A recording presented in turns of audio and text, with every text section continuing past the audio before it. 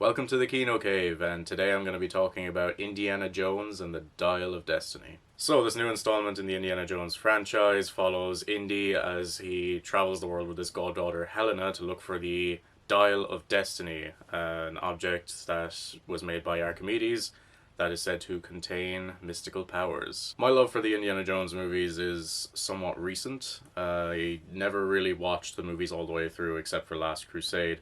They would always be on at Christmas time here in Ireland on the RT1 channel. So anyone who's Irish just got a hit of nostalgia there, the movies on RT1 at Christmas. So these movies were always on at Christmas alongside the James Bond movies and the Harry Potter movies. So it was a thing that you and your family would sit down and watch Indiana Jones around Christmas time and have a great time together. And I think that's where most of my knowledge of Indiana Jones comes from. Myself and my dad sitting down watching Indiana Jones. Again, I'd only seen Last Crusade all the way through because I found the Indiana Jones movies to be quite boring when I was a kid. Boy, was I wrong. Even when I was a kid, I would enjoy sitting down around Christmas time and watching The Last Crusade with my dad. It was a real nice experience because my dad doesn't love movies as much as I do, but he does really like Indiana Jones, and we did see Dial of Destiny last night and had wildly different opinions. So it was only in the last few years I sat down and actually watched all the Indiana Jones movies all the way through, and I'd actually never seen Kingdom of the Crystal Skull all the way through until about a week ago. So now I've seen all of them, and I can definitively say that Last Crusade is one of my favourite films ever. Raiders of the Lost Ark is a masterclass of action, but lacks in character work. And Temple of Doom is a really fun movie, but not a fantastic movie. And Kingdom of the Crystal Skull is okay, I guess. Anyway, I'll get into the other Indiana Jones movies in another video. We're talking about this Indiana Jones movie now. So, last night I saw Indiana Jones and the Dial of Destiny, and I think I can see why the reviews are so middling for this movie. I think it's a kind of a divisive movie. A lot of it you can sometimes overlook, or sometimes some of the negatives with this movie can really overpower the positives. I'm going to try and be fair in this review. I gave it 2.5 stars on Letterboxd, and I think that is quite fair because there's a good few things that I like in this movie, but the negatives really bring it down, and I was struggling to find positives, but I think 2.5 stars is fair. So, first half of this video is going to be non-spoilers. First, I'm going to talk about the opening with a young Indiana Jones who's been de-aged using CGI. And it's fine in a still kind of a sense when you're just looking at him and he's looking back. I get it's okay. My big problem with it is when it's in motion. When Indiana Jones is moving around, when he's in fights, you can really see the CGI face in that. And especially when he's talking as well, Harrison Ford's not very expressive. He's kind of just talking. Sometimes he's talking and his mouth is barely moving. He's not emoting very much, and I feel like he might have been told not to emote very much because it would have been harder to put the CGI face on a face that's emoting so much. And I don't know, I don't see the point. Like, I liked the opening as a kind of an action sequence. It sets up the rest of the movie very well, but at that point, I nearly would have been happier if they just recast with a guy who looks a lot like Harrison Ford. But besides that, the opening is very good. I really liked the action in it. It's a big kind of a fight on a train, and Indy's trying to protect Basil, who is this new character that's introduced. He's trying to save him because Basil's kind of a buffoon and doesn't really know what he's doing, and Indiana Jones is like on top of his game at this point. And, you know, he's using the whip and he's getting into kind of fights and stuff, and I really enjoyed that. It felt like classic Indiana Jones. My only real issue with it is that the lighting is very poor. I know it's difficult to judge lighting, especially when it's a night sky. I found the lighting to be just a little bit too dark. However, it is a really good action sequence, a really good chase sequence. I would have watched an entire movie that was just that, minus the CGI face thing. But of course, we weren't going to get a movie like that, with Harrison Ford being the age he is and all that sort of thing. But either way, really fun opening, really cool. Love seeing Indiana Jones in his prime, and the direction from James Mangold, which I'll touch on later on, really, really excellent. Another negative I have with this film is that it's way too long. Like, it's at least 20 minutes too long.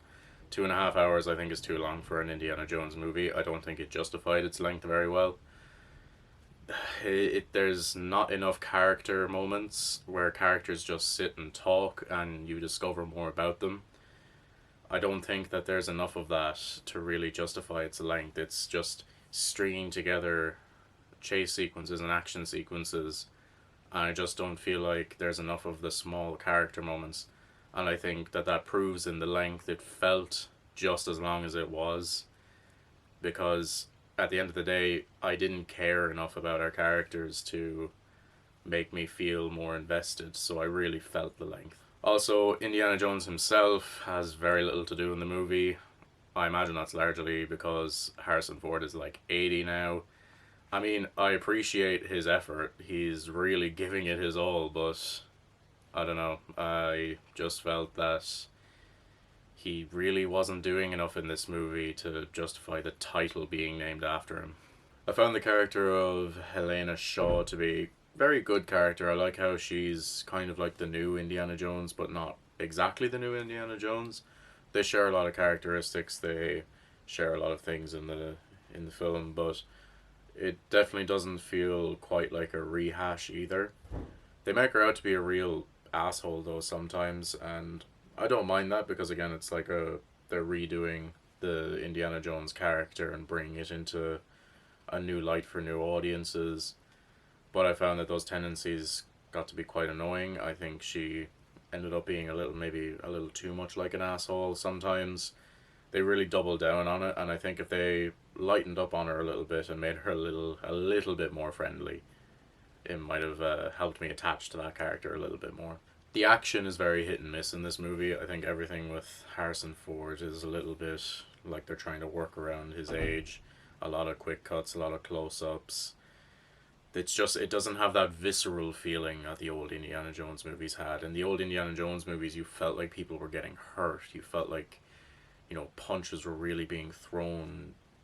Things felt a lot more real, and I think now it's a lot of quick cuts, a lot of close-ups, a lot of CGI. Everything sort of feels fake. Like, I'm very aware that I'm watching, an action movie. On the subject of the film feeling fake, there are a lot of sequences, especially the more investigation kind of sequences, that just felt very fake to me. Animals being very fake. Especially when you find out, like, they used real bugs in the old movies and real rats and real snakes and everything, and it's upsetting to see a franchise with this much real and visceral stuff be reduced to just using CGI animals and CGI creepy crawlies. I'll get more into that in the spoiler half of the video because I don't want to spoil these sequences, but there are whole sequences that just feel fake. My last spoiler-free negative, and I can't really explain too much, but the third act I took issue with it. It probably won't bother a lot of people.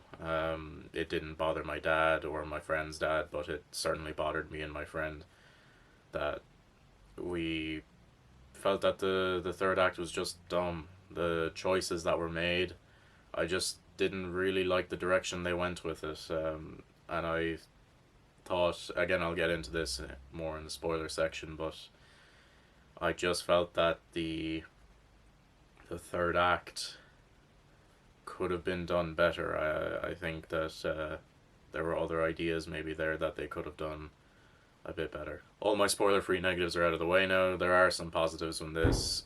Mainly, the acting is really great.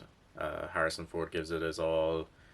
I'm blanking on who plays Helena Shaw. Phoebe Waller-Bridge. She plays Helena Shaw. She's really good in the movie.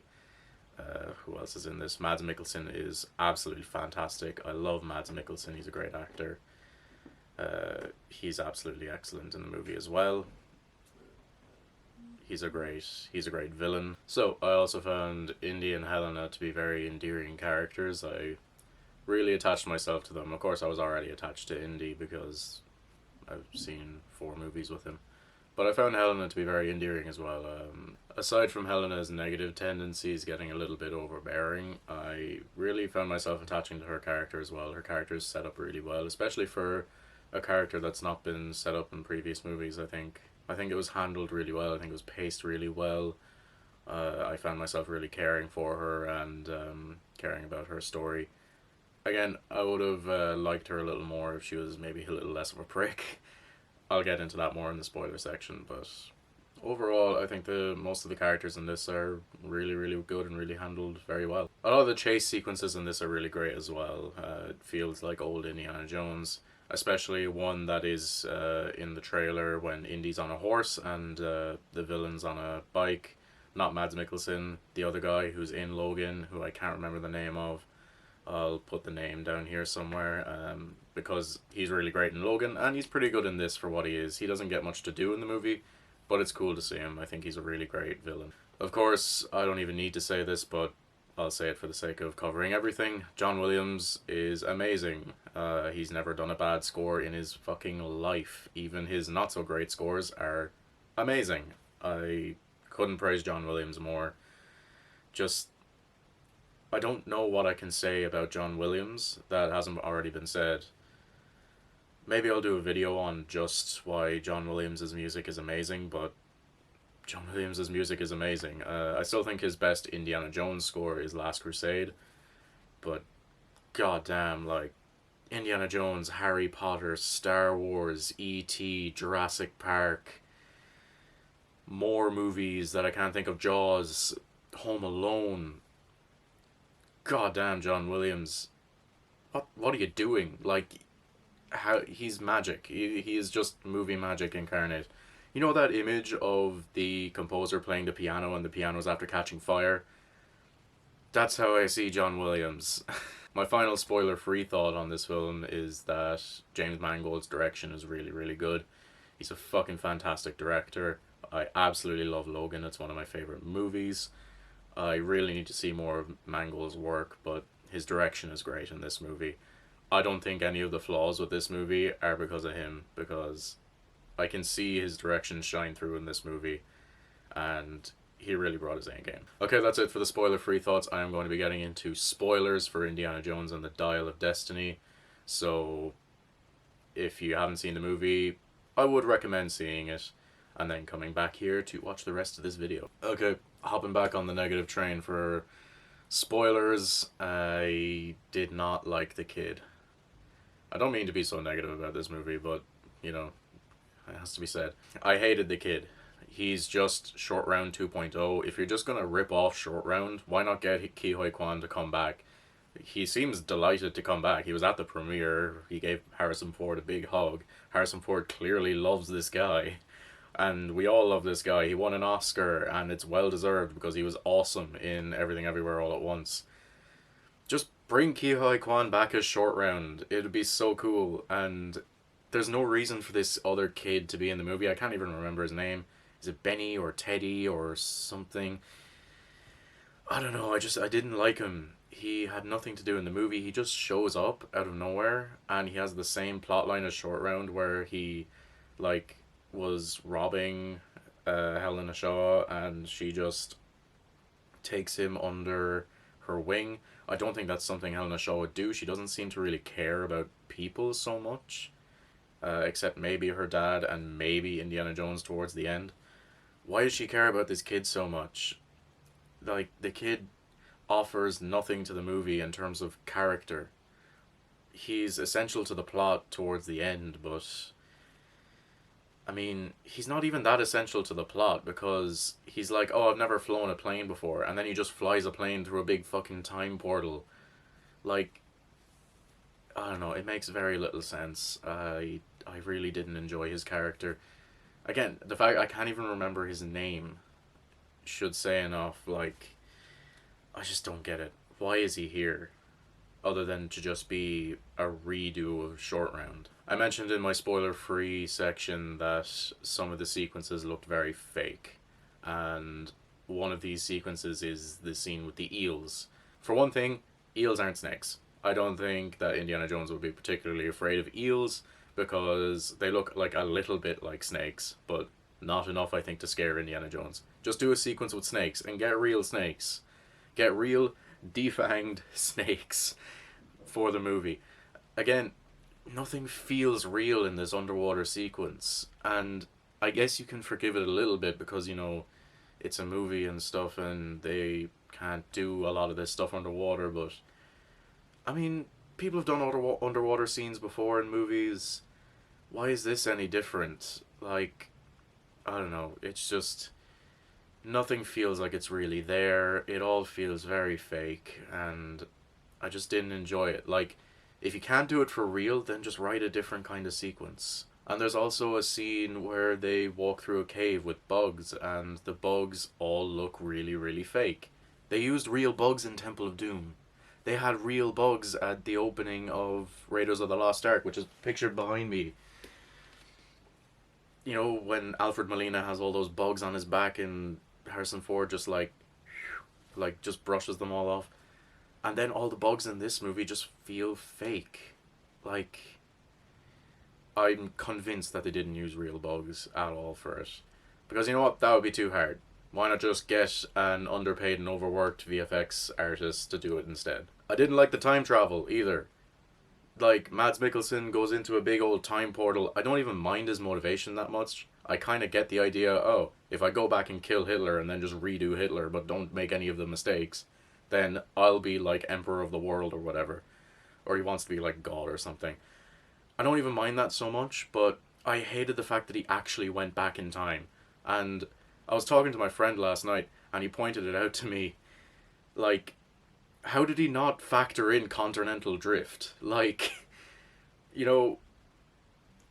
this guy is meant to be like a world-renowned physicist. He helped put man on the fucking moon.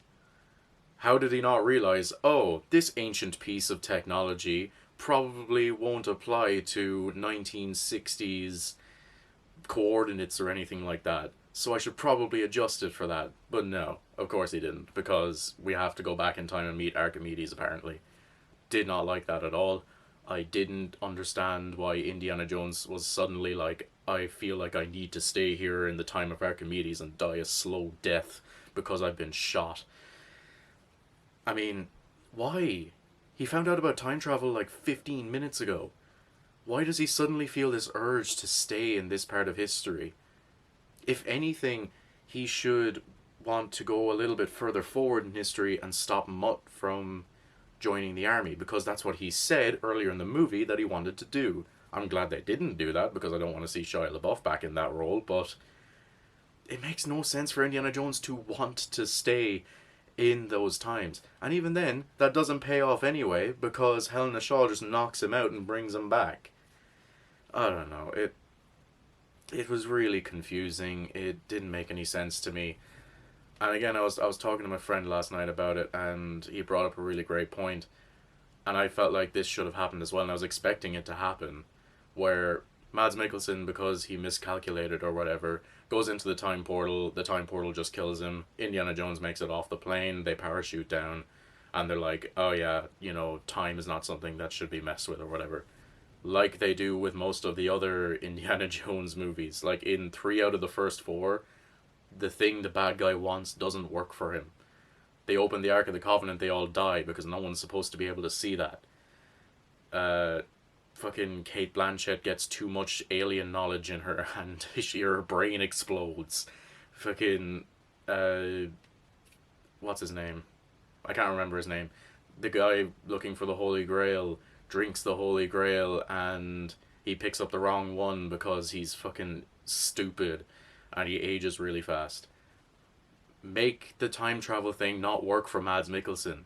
It is pure happenstance that the plane crashed. If the plane hadn't crashed, the villain would have absolutely succeeded, kind of. Not to mention, I didn't love the ending of the movie as well, with Marion. Like, she just comes back and she's like, I guess I forgive you for not comforting me in this time of grief and all the day drinking and stuff. And I hated that they redid the, where does it hurt? Here and here and... Like, that's a really cute, nice moment between two former lovers in Raiders of the Lost Ark. It just doesn't work for this movie. If you're gonna bring Marion back, first of all, bring her back earlier in the movie, so that way Indy has to work to earn her trust back. And don't just redo stuff from Raiders of the Lost Ark for the sake of fan service. Also, this is a nitpick, but I may as well get it out there because I had this thought when I was watching it. When Indy and Helena are having their first conversation in the pub, they're talking about, her looking for the dial and all that, and Indy says, oh, you shouldn't be looking after your father's obsession or whatever, and Helena's like, well, wouldn't you do that? And it's supposed to be like, oh yeah, because he did do that in Last Crusade. He didn't. Indiana Jones did not care about finding the Holy Grail in Last Crusade. He wanted to save his father, and when he saved his father, then he had to stop the Grail diary from getting in Hitler's hands, because Hitler would have found the Grail and gone nuts with it and become Emperor of the world. So then he became about stopping Hitler. And it's only when he found the Grail then that he thought, oh, I'll make my dad proud by finding the Holy Grail and, getting it for him. And then he realizes that he needs to let it go. Indy did not care about finding the Holy Grail. He cared about impressing his dad and stopping it from getting in the hands of possibly the most hated man who ever lived. So, it's a callback for the sake of being a callback. One of two things that they had the sense not to do, and thank Christ they didn't do it, is when they're discussing the water displacement thing, which I really liked that sequence actually, when they figured out, oh, Archimedes loved water displacement, so that's how we unlock this thing. But when the ramp thing came down, I was sure for a second that they were going to do the Indiana Jones running away from a boulder thing. Thank the good Lord above that they didn't do that. Thank you, James Mangold, for not doing that shameless a callback. And the other thing they had the sense not to do was make Shia LaBeouf dead in this universe canonically. And they actually gave it like a pretty decent, heartfelt thing of like, he died at sea and stuff. That might be my favorite scene in the movie, by the way, when Indy and Helena are talking on the boat. They really have a nice heart-to-heart there, and I think that's kind of when they really started to care for each other again. So yeah, thank God they didn't bring back Mutt Williams. I hated that character. He might be my least favorite character in the whole franchise. Him and that fucking kid in this movie. So, yeah. Okay, rant over. I'm done with my negatives.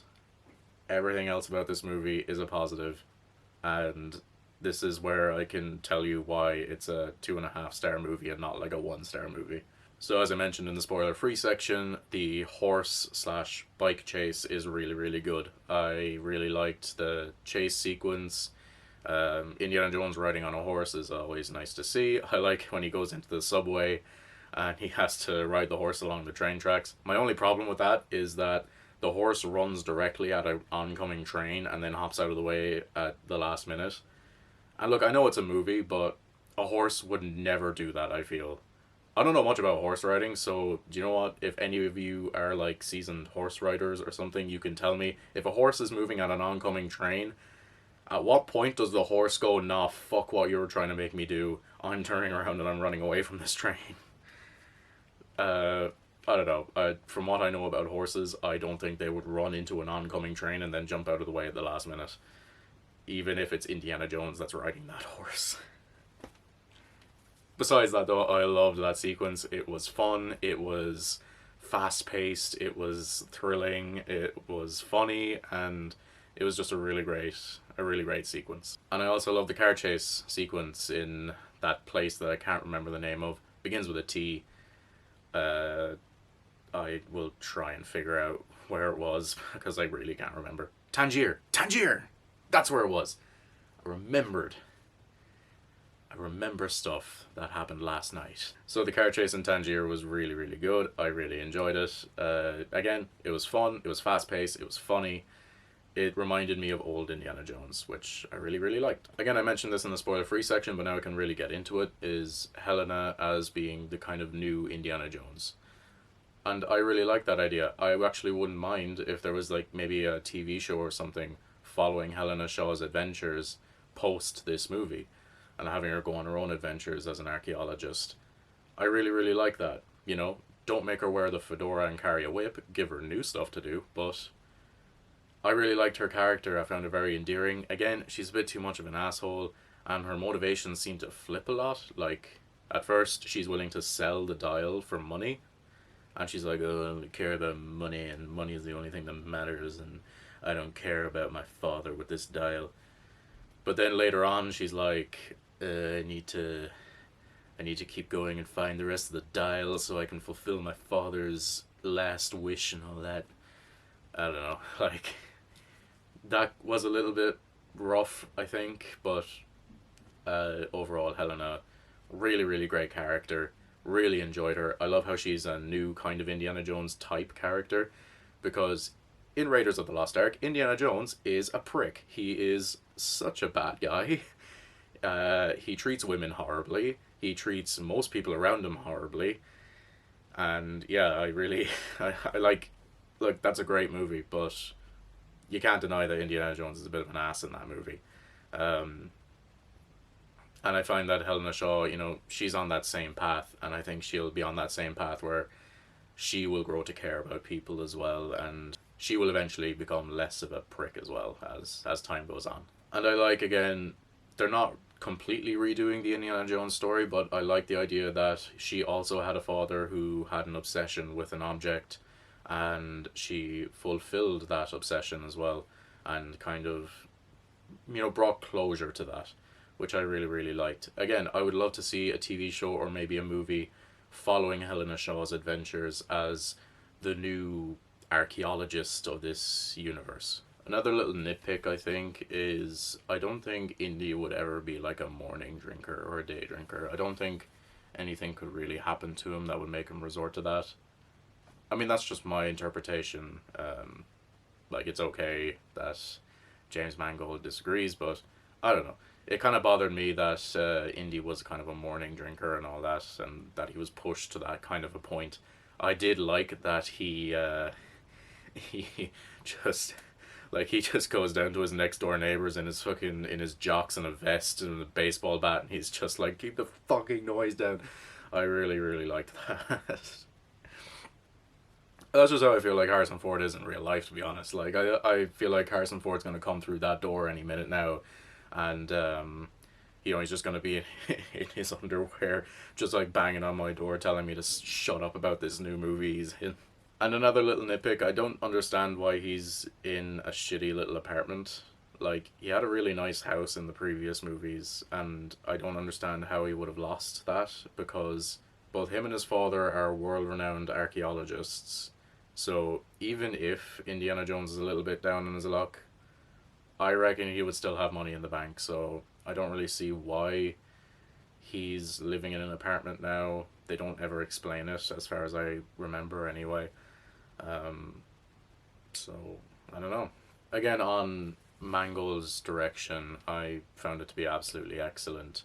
It felt like Spielberg's direction, slightly different, but I think he's kind of, you know, taking what Spielberg did and putting his own spin on it with the different camera moves and the cinematography and the way scenes are paced and blocked. The pacing in this movie is quite good. It's too long, but you know, it's paced very well. And yeah, I think Mangold did a really, really good job. I think if he had a better script to work with, maybe he could have made a really excellent film on par with the original three. Sadly, we didn't get that, but I'm still on board with Mangold. So yeah, Mangold really brings his A game to this movie, and I found it to be really, really good. And I'm delighted to see what he does next. I kind of feel like rewatching Logan after watching this movie. Really, really great stuff. James Mangold, really underrated director, I think, in this day and age.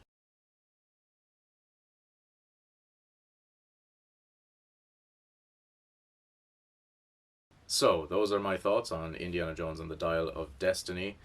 Very middle of the road kind of review, I feel. I got a bit ranty there, but I didn't hate this. You know, some people hate it. A buddy of mine really hates it, but I didn't hate this. I would give it a rewatch, not in cinemas, but I you know, might rewatch it at home. But yeah, I don't know. It doesn't hold a candle to the original three. I think it suffers from a lot of the same problems as Crystal Skull. I think Indiana Jones might have just been made in a time where it just captured a certain magic that we've lost in recent years. We still have those original three movies to love until the end of time. So that's cheesy. So yeah, I feel like the original three Indiana Jones movies were just made in a time where it could capture a certain magic that I think we've lost in recent history. So I don't know. I think they might have to just put this franchise to bed, or at least put Harrison Ford to bed. Seriously, he's like super fucking old. Like, I'm sorry, Harrison, you look great for your age, but it's time to hang up the hat, you know? um, Pack it in. You finished it. It's fine. Anyway, so those are my thoughts on Indiana Jones and the Dial of Destiny. Let me know what you thought of the movie below. Let me know what you think of my thoughts. Give the video a like and subscribe to see more reviews. Can you tell it's morning? I need more coffee.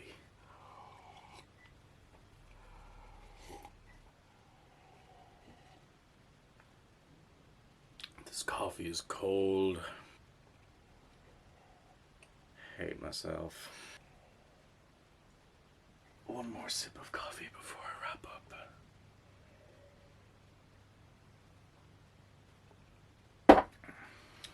This might be the toughest video yet. Goddamn.